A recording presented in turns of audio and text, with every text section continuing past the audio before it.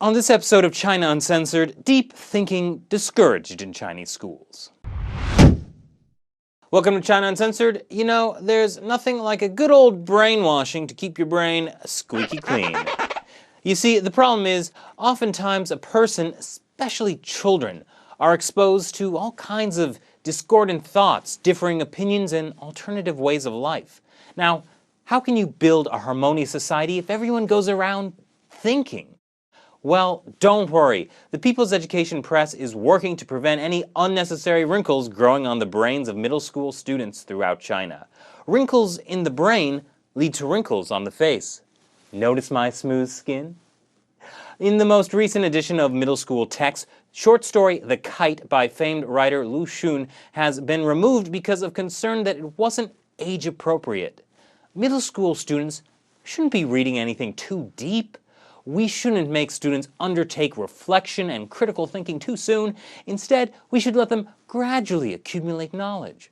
That wasn't me being sarcastic, that's what a Xinhua article said about the new edition. Lu Xun was a famous satirical short story writer frustrated with what he called the cultural backwardness and moral cowardice of the Chinese. China was in the middle of wrenching social changes during his lifetime as China battled foreign powers without and cultural change internally. He described himself as a man standing outside a great iron box in which the people of China had fallen asleep. If he banged hard enough, some people might awaken and free themselves. If they couldn't, at least they'd be conscious of their fate. Today, he'd probably be arrested for spreading rumors. He decided to become a writer in 1905 while studying medicine in Japan. Japan had recently won a war with China, and he saw a lantern slide of triumphant Japanese soldiers executing an alleged Chinese traitor while a large crowd of apathetic Chinese looked on. He felt he was just the guy to snap them out of their stupor. So while over the past few years Lu Xun's works have been vanishing from official language and literature textbooks, he was once a favorite author of Mao Zedong. Mao even did the calligraphy for his tombstone. But Lu died a decade before the communists ever conquered China, and his works were inherently cynical, especially when it comes to politics. So Mao really liked him, but he also called those in power charlatans. God, I think I'm having a deep thought. I'd tell you what happens in The Kite, but I wouldn't want to expose you to such subversive content. Instead, may I direct you to my episode about execution porn? It got the Xinhua approval.